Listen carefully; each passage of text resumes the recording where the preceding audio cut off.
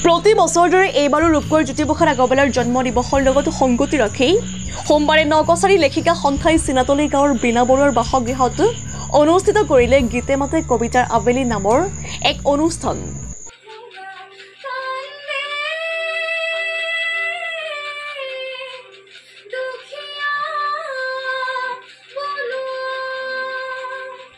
নকছাৰী লেখিকা সন্থাই গাঁৱৰ মহিলাসকলক উলিয়াই আনি বাহিৰৰ জগতখনৰ লগত পৰিচয় কৰাই দিয়াৰ মানসেৰে মাজে মাজে এনে অনুষ্ঠান অনুষ্ঠিত কৰি আহিছে।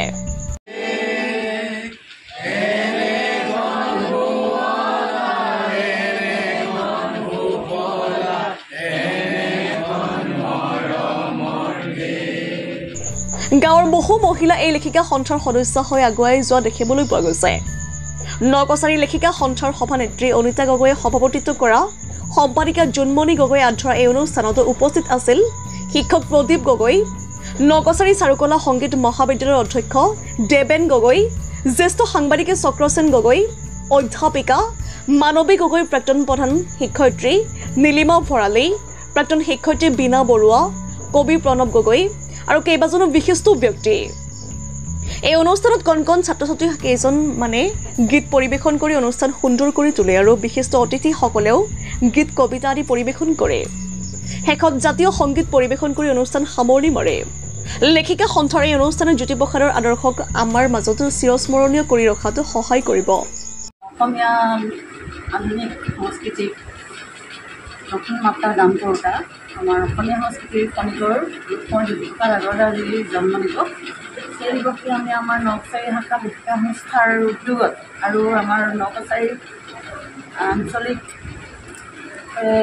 শাখা কবি সন্মিলনৰ সহযোগত আমি উদযাপন কৰিছোঁ।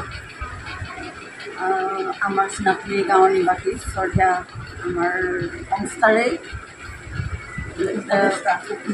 মাননীয় উপদেষ্টা বীণা বৰুৱা বাইদেউৰ বাসগৃহতে আমি আজি অনুষ্ঠিত কৰিলোঁ। আমাৰ উদ্দেশ্যটো হৈছে আমাৰ বিশেষকৈ লেখিকা সংস্থাৰ উদ্দেশ্য হৈছে আমাৰ এনেকৈ গাঁৱে মানুহৰ মাজলৈ গৈ আমাৰ আজিৰ সামাজিক যিটো বাতাবৰণ সেই বাতাবৰণৰ সম্পৰ্কত আমি লেখিকা সংস্থাৰ জৰিয়তে বাৰ্তা আমি প্ৰেৰণ কৰিবলৈ বিচাৰোঁ।